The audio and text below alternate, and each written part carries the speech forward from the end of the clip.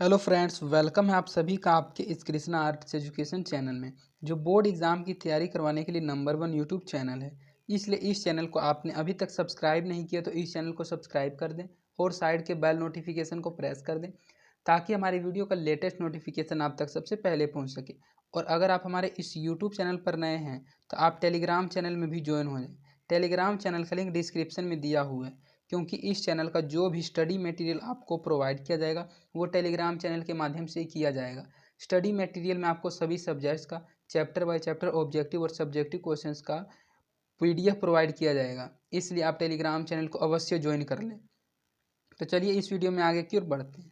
इसमें हम आपको कक्षा 10 का विज्ञान, जो विज्ञान का एक भाग है जीव विज्ञान बायोलॉजी, उसका थर्ड चैप्टर जीव जनन कैसे करते हैं, हाउ डू ऑर्गेनिजम्स रिप्रोड्यूस का ऑब्जेक्टिव क्वेश्चंस करवाने वाले हैं।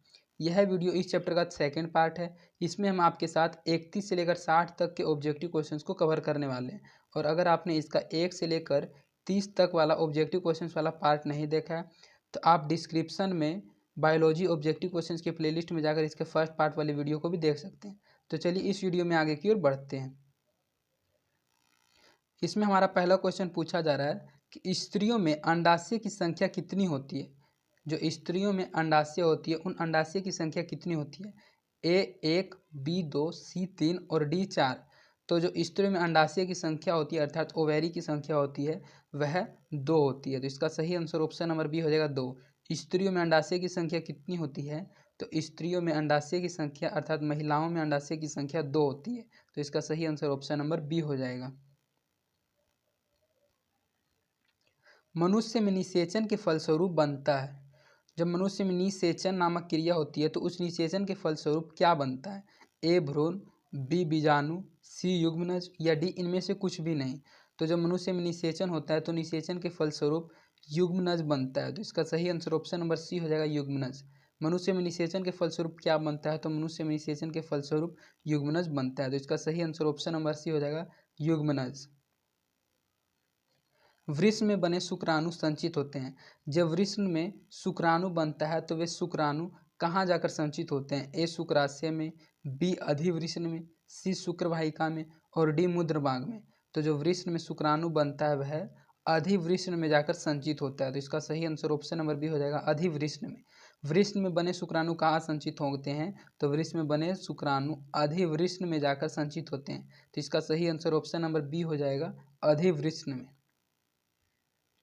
वैसे परिवर्तन जो जीवों के नियंत्रण से बाहर होते हैं कहलाते हैं। वैसा परिवर्तन जो जीवों के नियंत्रण से बाहर होता है वह क्या कहलाते हैं। ए टकराना, बी क्षमता, सी निकेत और डी परिवर्तन। तो निकेत एक ऐसा जीवों का परिवर्तन है जो उनके नियंत्रण से ही बाहर होता है। तो इसका सही आंसर ऑप्शन नंबर सी हो जाएगा, निकेत। निकेत एक ऐसा परिवर्तन है जो जीवों के नियंत्रण से बाहर होता है। तो इसका सही आंसर ऑप्शन नंबर सी हो जाएगा, निकेत कहलाते हैं। एक लिंगी पुष्प का उदाहरण है। ये चारों पुष्प, 3 पुष्प आपको दिया गया है और पूछा जा रहा है कि इनमें से ऐसा कौन सा पुष्प है जो एक लिंगी है। ए पपीता, बी सरसों, सी उड़हुल और डी इनमें से कोई नहीं। तो आपने फर्स्ट पार्ट वाले वीडियो में पढ़ा था कि पपीता एक ऐसा पौधा, एक ऐसा पुष्प है जो एक लिंगी होता है। तो इसका सही आंसर ऑप्शन नंबर ए हो जाएगा, पपीता। यह एक प्रकार का यूनिसेलुलर होता है। तो इसका सही आंसर ऑप्शन नंबर ए हो जाएगा, पपीता। पपीता एक लिंगी पुष्प का ही उदाहरण है। मानव जनन अंग किस आयु में परिपक्व एवं क्रियाशील होता है। जो मानव का जनन अंग होता है अर्थात रिप्रोडक्टिव सिस्टम होता है, वह रिप्रोडक्टिव सिस्टम किस आयु में, किस एज में परिपक्व एवं क्रियाशील होता है अर्थात क्रिया करने के लायक हो जाता है। ए 12 वर्ष में, बी 18 वर्ष में, सी 24 वर्ष में और डी 30 वर्ष में। तो जो मानव जनन अंग होता है वह 18 वर्ष में, 18 वर्ष की आयु में परिपक्व एवं क्रियाशील हो जाता है। तो इसका सही आंसर ऑप्शन नंबर बी हो जाएगा, 18। 18 वर्ष की आयु में मानव जनन अंग जो होता है वह परिपक्व एवं क्रियाशील अर्थात कार्य करने लायक हो जाता है। तो इसका सही आंसर ऑप्शन नंबर बी हो जाएगा, 18।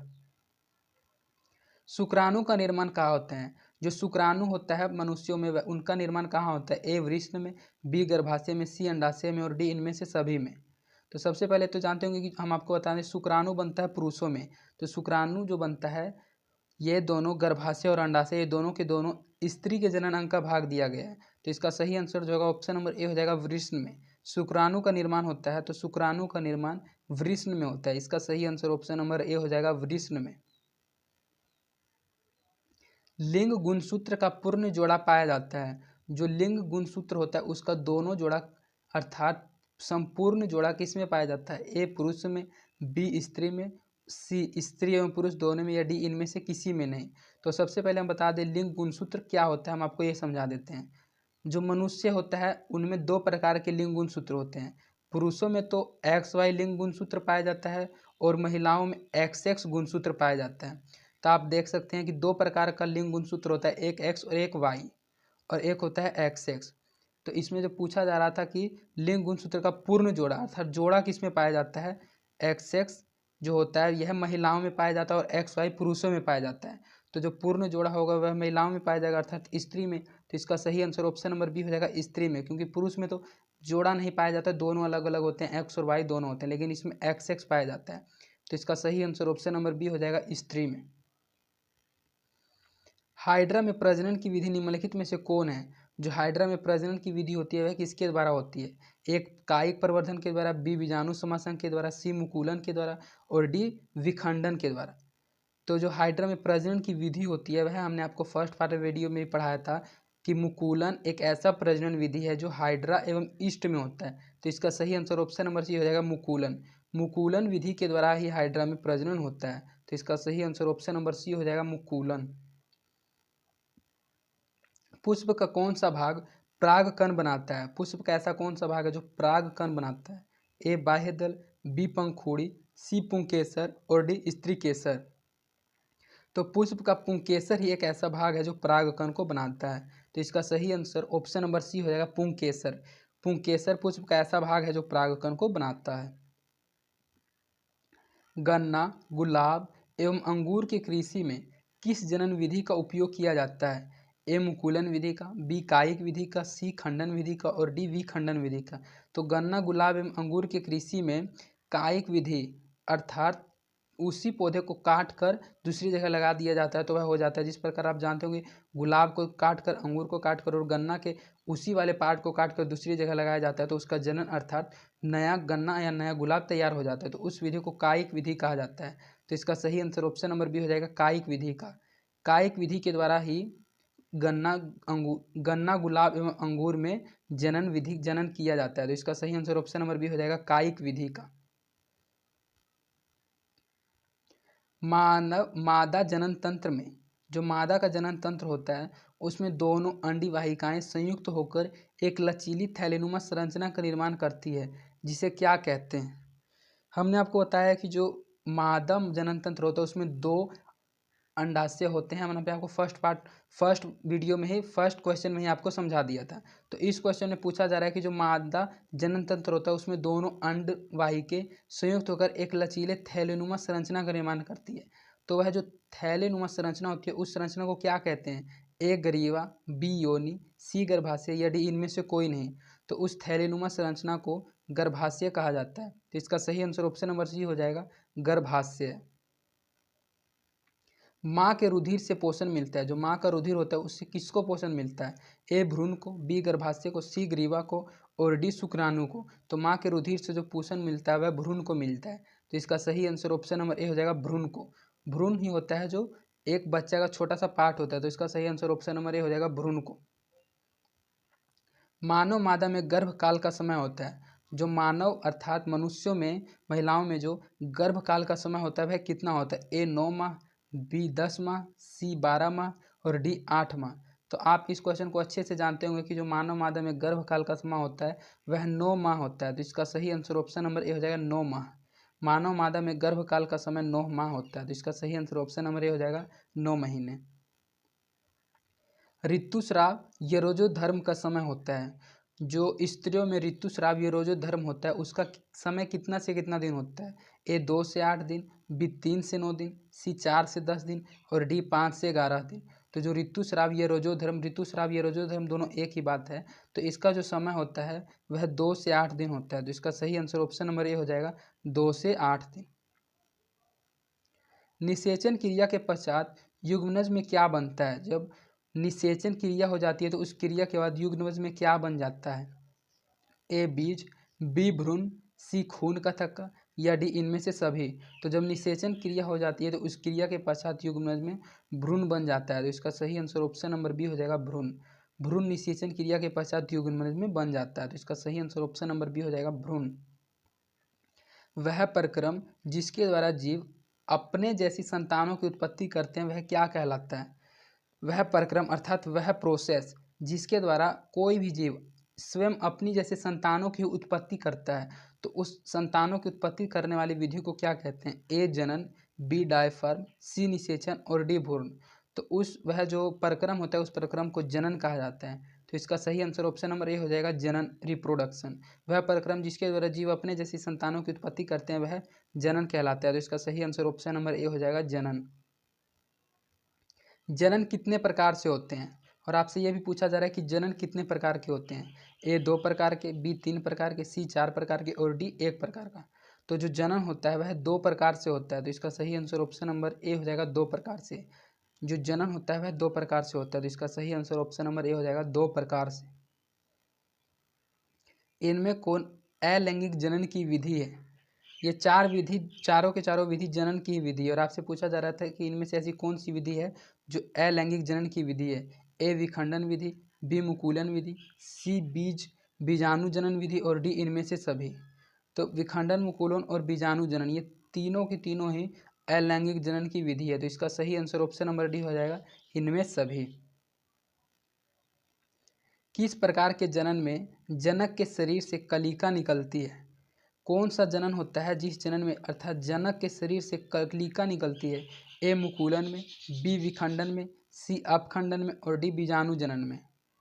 तो जो जनन होता है उसमें जनक के शरीर से कलिका निकलती है, उस जनन को कहा जाता है मुकुलन। तो इसका सही आंसर ऑप्शन नंबर ए हो जाएगा मुकुलन में। मुकुलन एक ऐसा जनन प्रक्रिया होती है जिसमें जनक के शरीर से कलिका निकलती है। तो इसका सही आंसर ऑप्शन नंबर ए हो जाएगा मुकुलन में। परागकोश में पाए जाते हैं, यह क्वेश्चन लगता है रिपीट हो गया कि परागकोश में क्या पाए जाते हैं? ए दलपुंज, बी बाह्य दल, सी परागकण और डी स्त्री केसर। तो आप क्वेश्चन से अंदाजा लगा सकते हैं जो परागकोश पाए जाते हैं वह परागकण में ही पाए जाते हैं। तो इसका सही आंसर ऑप्शन नंबर सी हो जाएगा परागकण। परागकोश कहाँ पाए जाते हैं? तो परागकोश परागकण में पाए जाते हैं। इसका सही आंसर ऑप्शन नंबर सी हो जाएगा परागकण। स्त्री केसर के आधारीय भाग को क्या कहते हैं? जो स्त्री केसर का आधारीय भाग होता है अर्थात बेस होता है उसको क्या कहते हैं? ए वर्तिका, बी अंडाशय, सी वृत्तिकाग्र और डी पुष्पासन। तो जो स्त्री केसर का आधारीय भाग होता है उसको अंडाशय कहा जाता है। तो इसका सही आंसर ऑप्शन नंबर बी हो जाएगा अंडाशय। स्त्री केसर के आधारीय भाग को कहते हैं, स्त्री केसर के आधारीय भाग को अंडाशय कहा जाता है। तो इसका सही आंसर ऑप्शन नंबर बी हो जाएगा अंडाशय। पुंकेसर के अग्रभाग को कहते हैं। जो पुष्प का नर जनन तंत्र होता है वह पुंकेसर होता है। तो जो पुंकेसर का अग्रभाग होता है उसको क्या कहा जाता है? ए व्रतिका, बी परागकोश, सी व्रतिकान और डी परागनली। जो पुंकेसर का अग्रभाग होता है उसको परागकोश कहा जाता है। तो इसका सही आंसर ऑप्शन नंबर बी हो जाएगा परागकोश। पुंकेसर के अग्रभाग को परागकोश कहते हैं। निषेचन की क्रिया किस जीव में मुख्यतः होती है?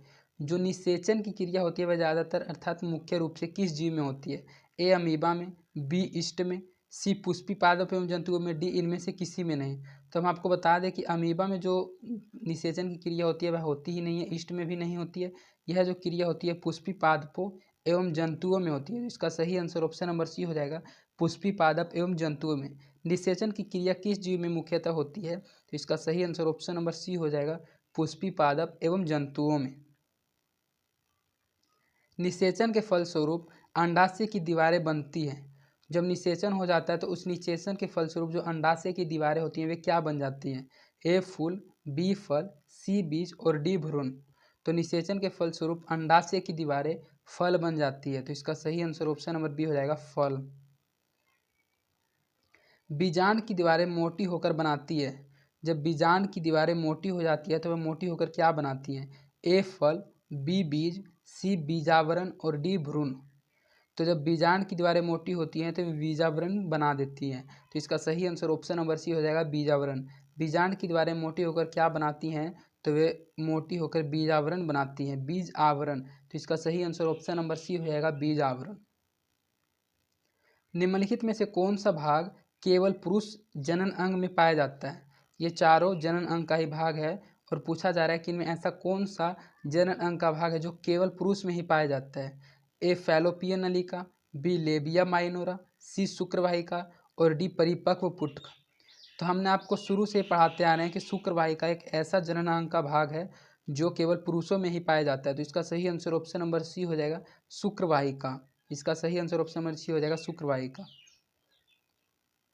नर युग्मक तथा मादा युग्मक के संयोजन से बनता है। जब नर युग्मक एवं मादा युग्मक संयोजित हो जाता है तो उसके संयोजन से क्या बनता है? ए जाइगोट, बी अंडाणु, सी शुक्राणु और डी वीर्य। तो नर युग्मक एवं मादा युग्मक का जब संयोजन होता है तो उसके संयोजन से जाइगोट बनता है। तो इसका सही आंसर ऑप्शन नंबर ए हो जाएगा, जाइगोट। नर युग्मक एवं मादा युग्मक के संयोजन से जाइगोट बनता है। इसका सही आंसर ऑप्शन नंबर ए हो जाएगा, जाइगोट। स्त्रियों के मासिक चक्र में एक परिपक्व अंडाणु किस दिन अंडाशय से बाहर निकलता है? जब स्त्रियों का मासिक चक्र चलता है तो मासिक चक्र में जो परिपक्व अंडाणु होता है वह परिपक्व अंडाणु अंडाशय से किस दिन बाहर निकलता है? ए 28वें दिन, बी 14वें दिन, सी 20वें दिन और डी 30वें दिन। तो स्त्रियों का जो मासिक चक्र होता है उस मासिक चक्र में परिपक्व अंडाणु जब अंडाशय से बाहर निकलता है वह दिन 14वां दिन होता है। तो इसका सही आंसर ऑप्शन नंबर बी हो जाएगा, 14वें दिन। मनुष्य स्त्रियों के मासिक चक्र में एक परिपक्व अंडाणु किस दिन अंडाशय से बाहर निकलता है? तो 14वें दिन। इसका सही आंसर ऑप्शन नंबर बी हो जाएगा, 14वें दिन। निम्नलिखित में से कौन लैंगिक जनन संचारित रोग है? इनमें से ऐसा कौन सा रोग है जो लैंगिक जनन संचारित रोग है? ए एड्स, बी गोनोरिया, सी सिफिलिस और डी टाइफाइड। तो टाइफाइड ही एक ऐसा रोग है जो लैंगिक जनन संचारित रोग है। तो इसका सही आंसर ऑप्शन नंबर डी हो जाएगा, टाइफाइड। निम्नलिखित में से कौन लैंगिक जनन संचारित रोग नहीं है? इसमें से क्वेश्चन में पूछा जा रहा है कि ऐसे इनमें से कौन सा रोग है जो लैंगिक जनन संचारित रोग नहीं है? तो एड्स भी जनन संचारित रोग है, गोनोरिया भी जनन संचारित रोग है और सिफिलिस भी जनन संचारित रोग है। तो ये तीनों के तीनों हैं, लेकिन टाइफाइड एक ऐसा रोग है जिसका जनन से अर्थात लैंगिक जनन से कोई लेना देना नहीं है। तो इस क्वेश्चन के अनुसार इसका सही आंसर ऑप्शन नंबर डी हो जाएगा, टाइफाइड। तो इसका सही आंसर ऑप्शन नंबर डी हो जाएगा, टाइफाइड। निम्नलिखित में से कौन लैंगिक जनन संचारित रोग नहीं है? तो टाइफाइड लैंगिक जनन संचारित रोग नहीं है। तो इसका सही आंसर ऑप्शन नंबर डी हो जाएगा, टाइफाइड। तो इस प्रकार आपका इस चैप्टर का 60 ऑब्जेक्टिव क्वेश्चंस कंप्लीट करा दिया गया है, जो एग्जाम के दृष्टिकोण से बहुत ही महत्वपूर्ण क्वेश्चंस थे। अगर आप इन क्वेश्चंस को सिर्फ अच्छे से वीडियोस में ही देख लीजिएगा तो इनके आंसर्स आपके माइंड में सेट हो जाएगा। और अगर इनमें से कोई एक भी क्वेश्चन एग्जाम में आ गया तो आप गारंटी के साथ उसका सही आंसर मार के आइएगा। और अगर आपको हमारी वीडियोज़ पसंद आती है तो आप अपने दोस्तों के बीच इन वीडियोज़ को ज़रूर शेयर करें। और अगर आपको किसी प्रकार की कोई प्रॉब्लम होती है तो आप कमेंट के माध्यम से अपनी बात को पहुंचा सकते हैं। और आप अपना फीडबैक भी कमेंट के माध्यम से हम तक पहुंचा सकते हैं। और अगर आप हमारी वीडियोज़ को लाइक नहीं करते हैं तो आप हमारे वीडियोज़ को लाइक भी ज़रूर करें, इससे हमारा मोटिवेशन बना हुआ रहता है। तो आज के लिए इतना ही, धन्यवाद। Fearless.